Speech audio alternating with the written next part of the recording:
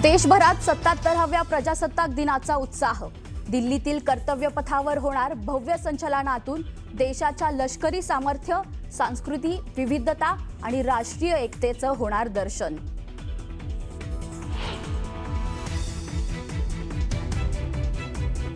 माजी राज्यपाल भगतसिंह कोश्यारी यांना पद्मभूषण पुरस्कार।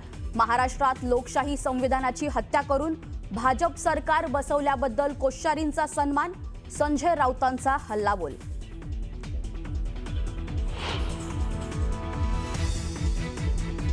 अभिनेते धर्मेंद्र यांना मरणोत्तर पद्मविभूषण पुरस्कार जाहीर, तर गायिका अलका याग्निक यांना पद्मभूषण पुरस्कार।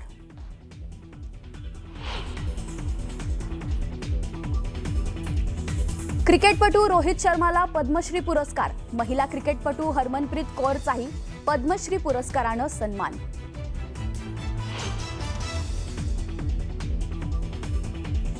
2026च्या पद्म पुरस्कारांची घोषणा। लोकनाट्य कलाकार रघुवीर खेडकर, कृषी क्षेत्रातील योगदानासाठी श्रीरंग लाड, वारली संगीतकार भिकल्या लाडक्या धिंडा यांना पद्म पुरस्कार।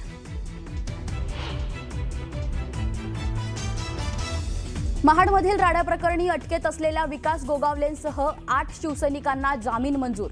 राष्ट्रवादीच्या 5 जणांना न्यायालयीन कोठडी।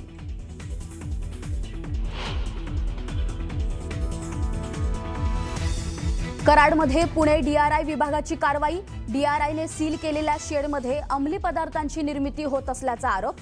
साताऱ्यात 6,500 कोटींचं ड्रग्ज सापडल्याचा सुषमा अंधारेंचा आरोप।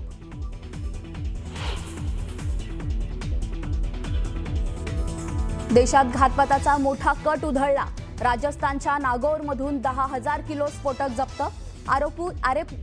आरोपी सुलेमान खाननं शेतात लपवून ठेवलं होतं 187 किलो अमोनियम नायट्रेट।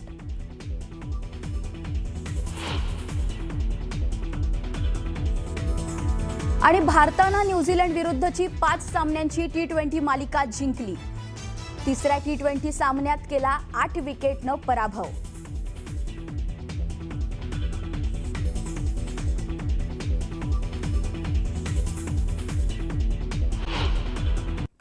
या बुलेटिनमध्ये आता आपण पाहणार आहोत सकाळच्या 100 बातम्या।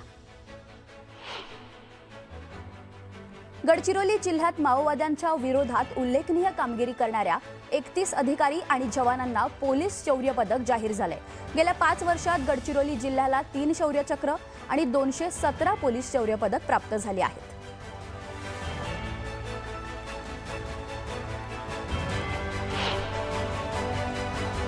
भारतीय प्रजासत्ताक दिनानिमित्त श्री विठ्ठल रुक्मिणी मंदिर परिसरात आकर्षक विद्युत रोषणाई करण्यात आली आहे। सलग सुट्ट्यांमुळे दर्शन रांगेत भाविकांची मोठी गर्दी झाली असून व्हीआयपी दर्शन बंद करण्यात आलंय।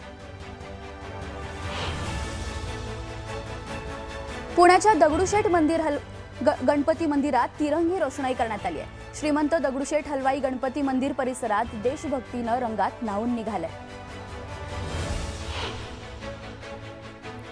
पुण्यातील शनिवार वाड्यात बीजी अँड सेंटर खडकी यांच्या वतीनं भव्य मिलिटरी बँड प्रदर्शनाचं आयोजन करण्यात आले।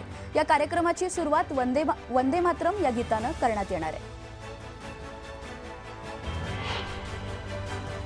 प्रजासत्ताक दिनानिमित्त पुण्यात स्वदेशी शस्त्रास्त्रांचे भव्य प्रदर्शन आयोजित करण्यात आलं आहे। भारतीय सैन्यात असणाऱ्या सर्व प्रकारच्या शस्त्रांबद्दल या प्रदर्शनात पुणेकरांना माहिती मिळणार आहे।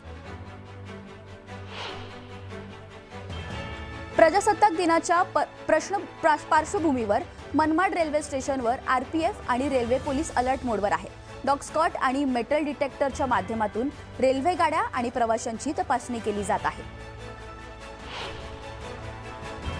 प्रजासत्ताक दिनाच्या पूर्वसंध्येला केंद्र सरकारकडून देशातील 2026च्या पद्म पुरस्कारांची घोषणा करण्यात आली आहे। लोकनाट्य क्षेत्रात तमाशा कलाकार रघुवीर खेडकर आणि कृषी क्षेत्रातील योगदानाबद्दल श्रीरंग लाड यांना यंदाच्या वर्षीचा पद्म पुरस्कार जाहीर झालेला आहे। अभिनेते धर्मेंद्र यांना मरणोत्तर पद्मविभूषण पुरस्कार जाहीर झालाय, तर माजी राज्यपाल भगतसिंह कोश्यारी आणि गायिका अलका याग्निक यांना पद्मभूषण पुरस्कार जाहीर झालाय।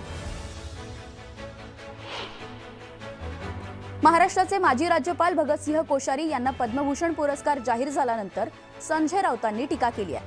महाराष्ट्रात लोकशाही संविधानाची हत्या करून भाजपचं सरकार बसवल्याबद्दल कोश्यारींचा सन्मान केल्याचं म्हणत संजय राऊतांनी भाजपवर हल्लाबोल केलाय। पालघरच्या जव्हारमधील वाळवंटा या अतिदुर्गम भागात राहणाऱ्या भिकल्या धिंडा यांना पद्मश्री पुरस्कारानं सन्मानित केलं जाणार आहे। आदिवासी समाजातील तारपा हे पारंपरिक वाद्य त्यांनी सातासमुद्रापार पोहोचवलं। मागील 80 वर्षापेक्षा जास्त वर्षांहून भिकल्या धिंडा हे तारपा वाद्य वाजवत आहेत।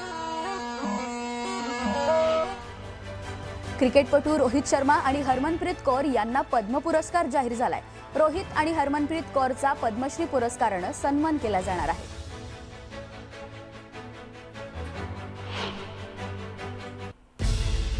एक सविस्तर बातमी आपण पाहतोय। केंद्र सरकारनं पद्मश्री पुरस्कारांची घोषणा केली आहे। विविध क्षेत्रातील उल्लेखनीय कामगिरी करणाऱ्या व्यक्तींचा या पुरस्कारानं सन्मान करण्यात येतो। महाराष्ट्राचे माजी राज्यपाल भगतसिंह कोश्यारी यांना पद्मभूषण पुरस्कार जाहीर झालाय। भगतसिंह कोश्यारी हे 2019 ते 2023 या काळात महाराष्ट्राचे राज्यपाल होते। और विशेष करके मेरे जैसे आदमी जो एक सामान्य कार्यकर्ता है, जिसकी कोई बड़ी उपलब्धि नहीं है, और ऐसे सामान्य कार्यकर्ता को, सामाजिक कार्यकर्ता को यदि उन्होंने पद्म भूषण दिया है तो मैं ये मान के चलूंगा कि आज हमारा प्रधानमंत्री एक सामान्य व्यक्ति की, एक सामान्य कार्यकर्ता की चिंता करता है। और मेरा विश्वास है कि इसके कारण से हमारे जो भी समाज में निस्वार्थ भाव से सेवा कर रहे हैं उनको बल मिलेगा। देशभरात आज भारताचा 77वा प्रजासत्ताक दिन साजरा केला जातोय। 1950 साली आजच्याच दिवशी भारताचं संविधान लागू झालं आणि भारत एक सार्वभौम, समाजवादी, धर्मनिरपेक्ष आणि लोकशाही प्रजासत्ताक देश म्हणून जगाच्या नकाशावर उभा राहिला। दिल्लीतील कर्तव्यपथावर आज भव्य प्रजासत्ताक दिन परेडचं आयोजनही करण्यात आलं। यावेळी राष्ट्रपतींच्या द्रौपदी मुर्मूंच्या हस्ते ध्वजारोहण केलं जाणार असून त्यानंतर तिन्ही सैन्य दलांची ताकद, शिस्त आणि शौर्याचं दर्शन घडणार आहे। विविध राज्यांचे आकर्षण, चित्ररथ, सांस्कृतिक कार्यक्रम आणि शालेय विद्यार्थ्यांची प्रात्यक्षिके या परेडसाठी खास आकर्षण ठरणार आहेत। देशाच्या एकतेचा, अखंडतेचा आणि संविधानांचा मूल्यांचा पुन्हा एकदा संकल्प घेण्याचा हा दिवस आहे।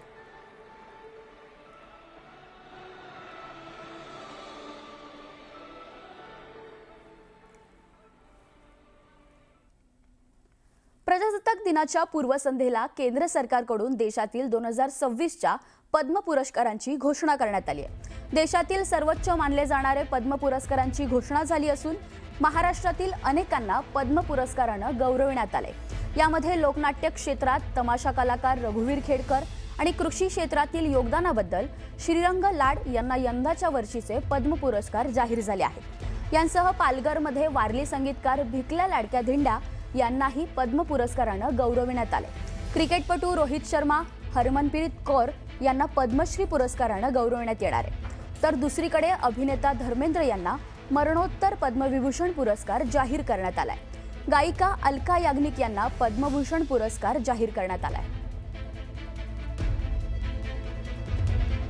वाद्यांनी आम्हाला फार काही जगभरात आम्हाला पोहोचवला, म्हणजे हे आमची देवता समाजून आमच्या समाजाची आदिवासी कशावरनं तर आदिवासीची ही शान आहे। म्हणजे आम्ही हे निर्मिती नुसती माडाचा पात, बंबू आणि दुधीवरच आम्ही ते वाद्य तयार केलेलं आहे। म्हणजे आजकाल देव नाही आहे, देव आज हे वाद्य माझा देव झाला आहे। म्हणून आज मला आज जीवन जगवण्याचा माझे सार्थक हे वाद्यांनी केला। मनाला आनंद होतोय। आपण केलेल्या कामाची पावती आज आपल्याला मिळते, जनतेचे आशीर्वाद मिळत आहेत असं वाटतंय।